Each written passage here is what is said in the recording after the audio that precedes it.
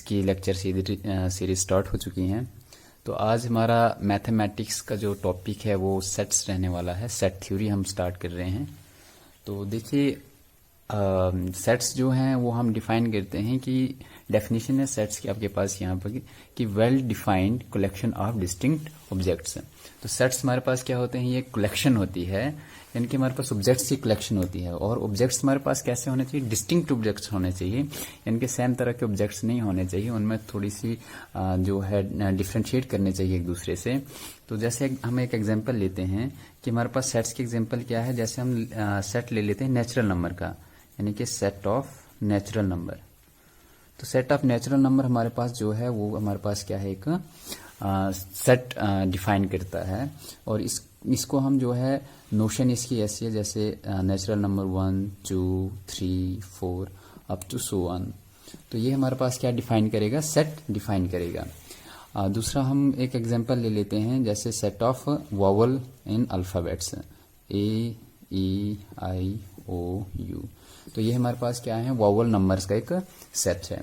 तो देखिए इसमें रिपीटिशन नहीं होनी चाहिए, ऑब्जेक्ट्स जो हैं वो हमारे पास रिपीट नहीं करने चाहिए। जैसे एक एग्जांपल ले लेता हूँ ए बी सी ए। तो ये हमारे पास एक वेल डिफाइंड सेट नहीं है, कि हमारे पास वेल डिफाइंड कलेक्शन नहीं है, क्योंकि यहाँ पे हमारे पास जो है ए रिपीट हो रहा है, तो इसको हम वेल डिफाइंड नहीं कहेंगे। तो देखिए जब भी रिपीटेशन ऑफ नंबर होता है किसी भी सेट में, तो उसको हम एक ही टाइम लिख लेते हैं। तो ये हमारे पास एक वेल डिफाइंड कैसे बन जाएगा, अगर हम इसको ए बी सी लिखेंगे, तो ये हमारे पास क्या कहलाएगा, एक well defined collection of sets कहलाएगा। सो गाइज अब हम इसका पढ़ते हैं रिप्रेजेंटेशन ऑफ सेट्स। तो देखिए रिप्रेजेंटेशन ऑफ सेट्स में हमारे पास यहाँ पे क्या है, एक हमारे पास रोस्टर यार और इसको हम टेबुलर फॉर्म भी बोलते हैं। तो दूसरी हमारे पास जो होती है वो सेट बिल्डर फॉर्म होती है।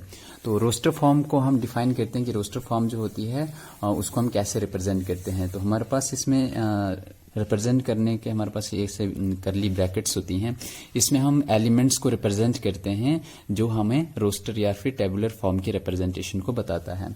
जैसे एग्जांपल हमारे पास जो है हम सेट ऑफ जो है होल नंबर ले लेते हैं 0 1 2 3 अप टू सो ऑन। तो ये हमारे पास कौन सी फॉर्म आ गई, रोस्टर फॉर्म आ गई। तो दूसरी हमारे पास जो है वो हमारे पास आती है सेट बिल्डर फॉर्म। तो सेट बिल्डर फॉर्म में हम क्या करते हैं, कोई भी हम एक एलिमेंट ले लेते हैं, तो उसको हम क्या रिप्रेजेंटेशन करते हैं, सपोज करते हैं एक जनरल एलिमेंट ले लेते हैं। सेट ऑफ नेचुरल नंबर को अगर हमने सेट बिल्डर फॉर्म में रिप्रेजेंट करना तो वो कैसे करते हैं, तो हम कोई सेट ए ले लेते हैं, उसको हमने कैसे रिप्रेजेंट करना है सेट बिल्डर फॉर्म में। जैसे एक्स कोई हम एलिमेंट ले लेते हैं such that x is a natural number. तो ये हमारे पास क्या आ गई, एक जनरल रिप्रेजेंटेशन आ जाती है, जिसको हम सेट बिल्डर फॉर्म भी कहते हैं। तो x देखिए हमने x ले लिया, यानी कि सेट A में हमने x एलिमेंट्स लिए हैं और x को हमने डिफाइन कर दिया है कि x जो है वो हमारे पास नेचुरल नंबर है। तो अगर हम इस x की जगह अगर हम नेचुरल नंबर को लिखें तो वो दोबारा से हमारे पास एक रोस्टर फॉर्म आ जाती है। जैसे हमने x एलिमेंट्स कौन से लिए, नेचुरल नंबर ले लिए हैं। तो यहाँ पे एक एग्जांपल दी हुई है, जैसे इसमें सेट ऑफ होल नंबर लिए हुए हैं, अगर मैं यहाँ से 0 को रिप्लेस कर लेता हूँ तो 1 2 3 जो है ये हमारे पास कौन से सेट बन जाएंगे, नेचुरल नंबर का एक सेट बन जाएगा। तो इसी को हम कहते हैं सेट बिल्डर फॉर्म। तो सेट बिल्डर फॉर्म से आप रोस्टर फॉर्म बना सकते हो, रोस्टर फॉर्म से भी आप सेट बिल्डर फॉर्म को बना सकते हो। तो एक दूसरे एग्जांपल ले लेता हूं मैं सेट बिल्डर फॉर्म की। जैसे कोई बी सेट है, तो बी सेट में मैं ले लेता हूं एक्स। तो अब देखिए बी सेट में मैं कोई भी सेट ले सकता हूं, जैसे x such that x is मैं ले लेता हूं vowel of English alphabet of English alphabet. अब देखिए मैंने सेट बिल्डर फॉर्म को डिफाइन किया है कि बी हमारे पास एक ऐसा सेट है जिसमें हमारे पास एक्स एलिमेंट्स हैं, और ये एक्स क्या डिफाइन कर रहा है कि एक्स जो है वो वॉवल है इंग्लिश अल्फाबेट के। तो जैसे अगर इसको आपने रोस्टर फॉर्म में अगर चेंज करना है तो आप लिख सकते हो कि एक्स जो है वो वॉवल है इंग्लिश अल्फाबेट के, तो आप इसको लिख सकते हो ए ई आई ओ यू। तो ये हमारे पास क्या आ जाएगा, जो हमारे पास रोस्टर फॉर्म बन जाएगी। हमने इसको कन्वर्ट किया किससे, सेट बिल्डर फॉर्म से रोस्टर फॉर्म में कन्वर्ट कर दिया है। तो ऐसे ही आपके पास और भी बहुत सारी एग्जांपल्स आ सकती हैं। जैसे आप एक और सी सेट ले सकते हो जिसमें आप डिफाइन कर सकते हो कि x एक एलिमेंट है such that x is equal to 2y। तो x आपके पास एक ऐसा सेट है तो सच दैट x आपके पास जो है 2y के बराबर है, और y आपने क्या लिखना है कि y जो है वो belongs to set of natural number. तो आपके पास y जो है वो किस में बिलोंग करता है, सेट ऑफ नेचुरल नंबर में बिलोंग करता है। अगर आपने इसको किस में कन्वर्ट करना है, रोस्टर फॉर्म में कन्वर्ट करना है, तो सी सेट आपके पास आ सकता है। देखिए x is such that x is equal to 2 into Y. Y आपके पास क्या है, नेचुरल नंबर है। तो 2 इंटू 1 एक सेट बन गया, एक एलिमेंट आ गया। 2 इंटू 2 दूसरा एलिमेंट आ गया। 2 इंटू 3 तीसरा एलिमेंट आ गया, अप टू सो ऑन। तो ये आपके पास सेट बनते रहेंगे, आगे भी और बहुत सारे जो एलिमेंट्स इसमें आएंगे। अगर आपने इसको लिखना होगा, x हमारे पास क्या है, एलिमेंट्स इस सेट के। तो देखिए पहला एलिमेंट आपके पास क्या आ रहा है, 2 आ रहा है। दूसरा एलिमेंट आपके पास 4 आ रहा है। तीसरा एलिमेंट आपके पास 6 आ रहा है। उसके बाद आपके पास अगर देखते जाओगे तो 8 आएगा, 10 आएगा, अप टू सो ऑन। तो ये हमारे पास एक सी सेट बन गया जिसको हमने जनरल फॉर्म में लिखा था, x such that x is equal to 2y। तो y हमारे पास बिलोंग कर रहा था नेचुरल नंबर में। देखिए फ्रेंड्स, ये जो सिंबल है इसको हम बिलोंग्स बोलते हैं मैथमेटिकल में। तो ये मैथमेटिकल सिंबल है बिलोंग्स का। तो y जो है वो नेचुरल नंबर में बिलोंग करते हैं। तो नेचुरल नंबर आपको पता है कौन से नंबर हैं, 1 2 3, जो 1 से स्टार्ट होते हैं अप टू इन्फिनिटी। तो हमारे पास सी सेट जो बना वो 2 4 6 8 10। तो ये हमारे पास रोस्टर फॉर्म बन गई। अब देखिए रोस्टर फॉर्म से आप दोबारा से एक सेट बिल्डर फॉर्म भी बना सकते हो। सपोज करो ये आपके पास एक रोस्टर फॉर्म है 2 4 6 8 10। तो आपने इसको क्या बना दिया, सेट बिल्डर फॉर्म बना सकते हो। आपने लिखना है कि x हमारे पास एक ऐसा नंबर है जो किसके बराबर है, 2 इंटू वाई के बराबर है। x is equal to 2 into Y, और y हमारे पास जो है वो बिलोंग करता है नेचुरल नंबर में। तो दोबारा से आप जो है रोस्टर फॉर्म से सेट बिल्डर फॉर्म भी जनरेट कर सकते हो। x such that x is equal to 2y, और y जो है हमारे पास नेचुरल नंबर में बिलोंग करता है। गाइज अब हम बढ़ते हैं टाइप्स ऑफ सेट्स। तो देखिए सेट्स के हमारे पास कुछ टाइप्स हैं यहाँ पे, और भी बहुत सारे सेट्स हैं, लेकिन यहाँ पे मेजर सेट्स जो हैं उनके टाइप्स में यहाँ पे लिख चुका हूँ। पहला आपके पास जो है वो है फाइनाइट सेट्स। अब देखिए फाइनाइट सेट्स, फाइनाइट से ही पता चलता है कि फाइनाइट जो होते हैं वो लिमिटेड होते हैं। तो उसमें हमारे पास जो नंबर होते हैं वो लिमिटेड नंबर्स होते हैं। तो सपोज करिए फाइनाइट सेट में हम कोई एक सेट ले लेते हैं, जैसे 1 2 3 4।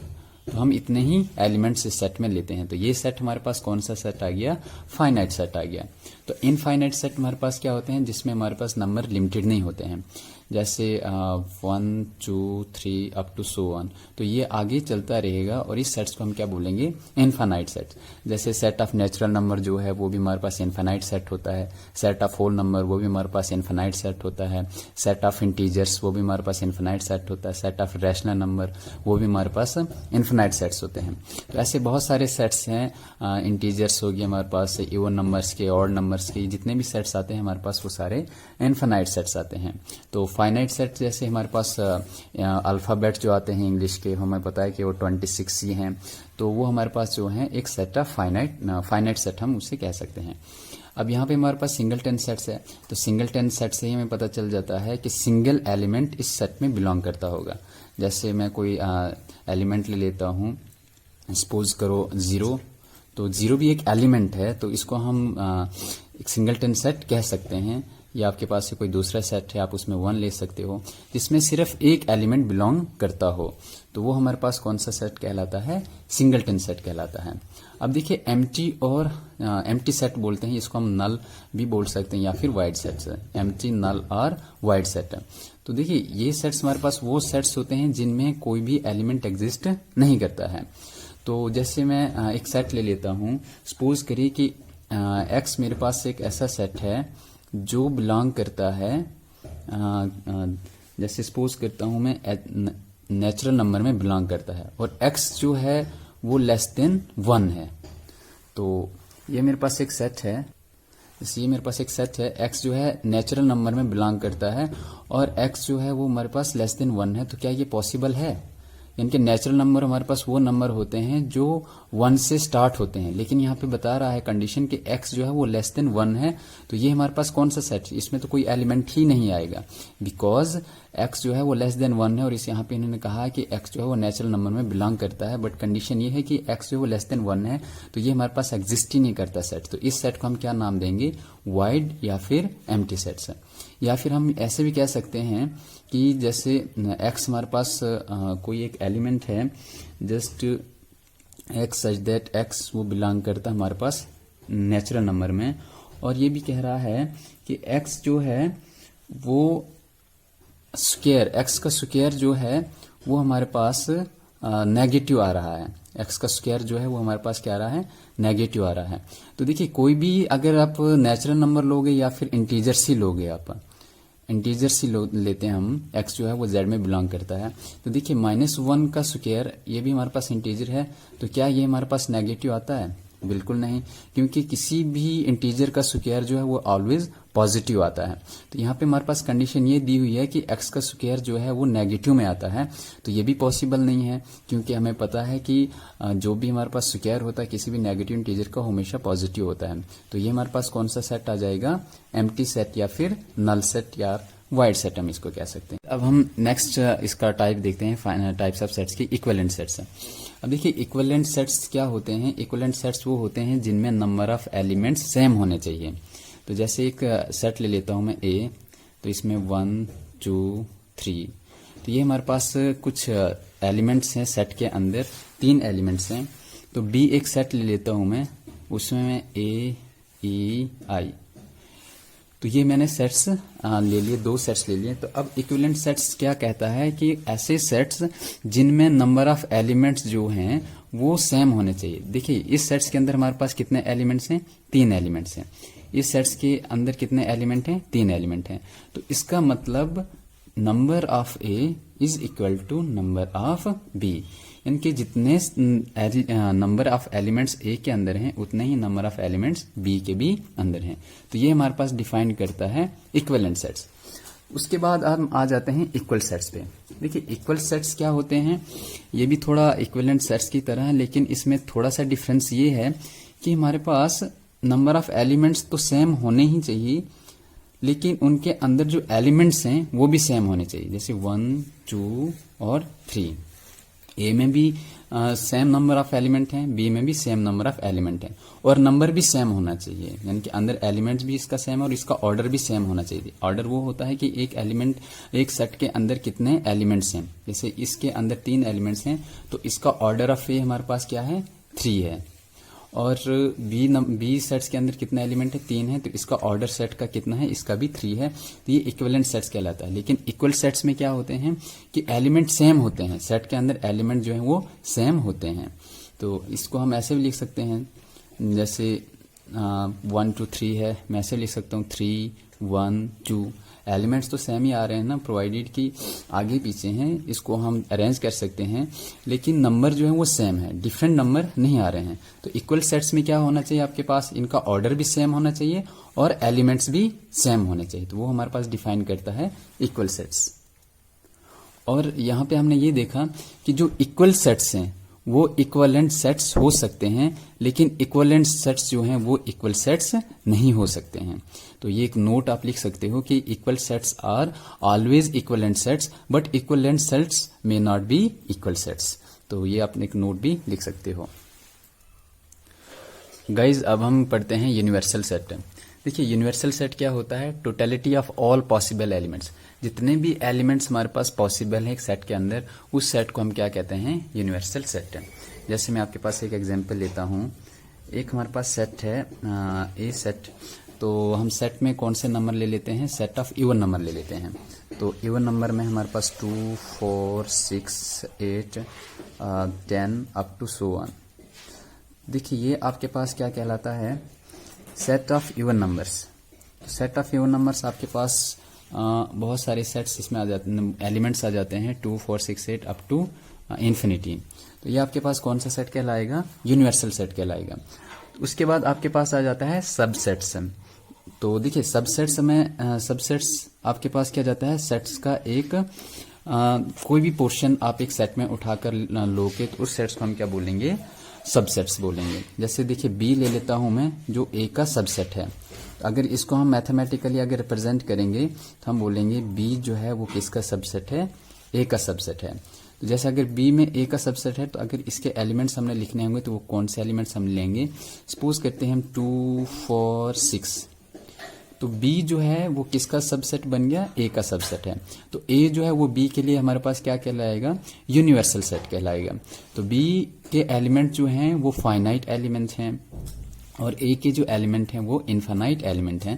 तो इसका मतलब ये होगा कि बी जो है वो ए में कंटेन करता है। तो ये हमारे पास सबसेट्स कहलाते हैं कि जो किसी के अंदर कंटेन करते हैं। तो बी यहाँ पे एक ऐसा सबसेट है जो जिसके एलिमेंट जो हैं वो ए में भी बिलोंग करते हैं। अब जैसे यहाँ पे मैं अगर 2, 4, 6 अगर 7 लूंगा तो ये हमारे पास ए का सबसेट नहीं कहलाएगा।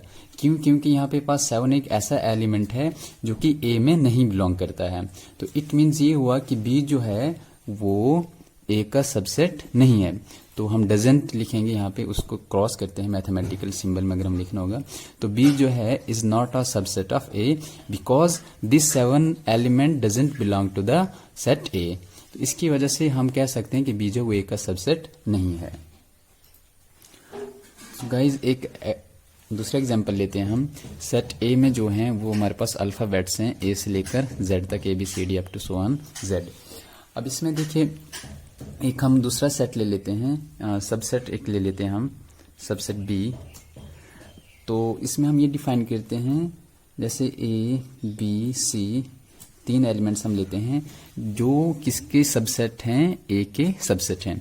अगर इसको हमने बी मैथमेटिकली रिप्रेजेंट करना होगा तो इसको हम करते हैं ऐसे, बी जो है वो किसका सबसेट है, ए का सबसेट है। तो ये मैथमेटिकली रिप्रेजेंटेशन है सबसेट की। उसके बाद हम करते हैं प्रॉपर सबसेट।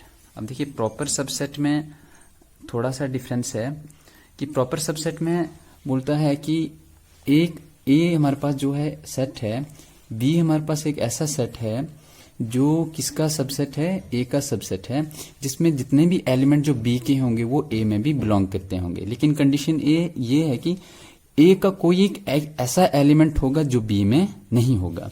जैसे सपोज करते हैं कि बी हम एक ऐसा प्रॉपर सबसेट लेते हैं ए का, A B C up to so on. इसमें हम वाई एलिमेंट तक लेते हैं। देखिए फिर भी एक जेड एलिमेंट रहता है। तो इसको हम क्या बोलेंगे कि बी जो है वो प्रॉपर सबसेट है ए का, यानी कि इसमें सारे एलिमेंट्स आते हैं लेकिन कोई एक ऐसा एलिमेंट होगा ए का जो बी में बिलोंग नहीं करता होगा। तो जैसे एक मैंने यहाँ पे एक प्रॉपर सबसेट की एग्जांपल ली है, A B C up to Y. तो एक हमारे पास यूनिवर्सल सेट है जेड। तो प्रॉपर सबसेट में हम क्या लिखते हैं कि बी जो है वो किसका सबसेट है, प्रॉपर सबसेट है ए का। तो मैथमेटिकली हम इसको ऐसे रिप्रेजेंट करते हैं। एक दूसरे एग्जांपल से मैं आपको समझाता हूँ। मैं सपोज करता हूँ कि दो सेट लेता हूँ, एक सेट ऑफ नेचुरल नंबर ले लेता हूँ और दूसरा सेट में आपके पास ले लेता हूँ set of even number 2, 4, 6 up to so on. अब देखिए ए हमारे पास जो है बी के लिए क्या रहेगा कि यूनिवर्सल सेट रहेगा। तो बी को हम कैसे कहेंगे कि ये ए का प्रॉपर सबसेट है। तो बी में हम कुछ एलिमेंट लेंगे, जैसे बी जो है वो 2, 4, 6 यानी कि इवन नंबर ले रहा है। तो बी को हम ऐसे लिख सकते हैं कि बी जो है वो ए का प्रॉपर सबसेट बन रहा है यहाँ पे। अगर इसको हमने मैथमेटिकली रिप्रेजेंट करना होगा तो इसको हम ऐसे लिखते हैं, बी जो है वो ए का प्रॉपर सबसेट है। तो इसका मतलब हम ये भी कह सकते हैं कि ए जो है यानी कि बी के जो एलिमेंट हैं वो किस में कंटेन कर रहे हैं, ए में कंटेन कर रहे हैं। या हम ऐसे भी बोल सकते हैं कि A contain the elements of B, या हम ये भी बोल सकते हैं बी कंटेन्ड इन ए। तो बी जो है वो ए में कंटेन करता है। तो बी जो हमारे पास एक प्रॉपर सबसेट कहलाता है ए का। अगर आप बोलोगे कि इसको हम सबसेट कब कहेंगे, मैथमेटिकली रिप्रेजेंट कब कहेंगे, तो सबसेट के लिए आप इसके लिए मैथमेटिकली रिप्रेजेंटेशन कैसे लिखोगे, बी जो है वो सबसेट है ए का। तो आप ऐसे भी बोल सकते हैं कि बी जो है वो सबसेट है ए का। तो प्रॉपर सबसेट आपके पास क्या कहलाएगा कि बी जो है सब प्रॉपर सबसेट है ए का। जैसे सपोज करते हैं ये आपके पास कोई सेट ए है। अब इसमें आपने सबसेट कैसे दिखाना है, तो जैसे ये एक आपके पास सबसेट है तो इसके अंदर बी जो है ये किसका सबसेट है, ए का सबसेट है। बट अगर आपने प्रॉपर सबसेट दिखाना है तो ये आपके पास एक यूनिवर्सल सेट है ए, तो इसके ऊपर से भी आप एक दूसरा सेट डिफाइन करोगे जो इसका प्रॉपर सबसेट कहलाएगा। तो एग्जैक्टली जो है मैंने डेफिनेशन में आपको ये बताया कि ए यूनिवर्सल सेट होता है और बी इसका प्रॉपर सेट तब कहलाता है जब ये भी इसके सारे एलिमेंट्स को कंटेन करता है, लेकिन कोई एक ऐसा एलिमेंट होगा ए का जो बी में नहीं होता होगा, यानी कि एग्जैक्टली इसके ही बराबर होता है ये भी। लेकिन सबसेट में क्या होता है कि इसके एग्जैक्टली सारे एलिमेंट्स इसमें होना जरूरी नहीं है।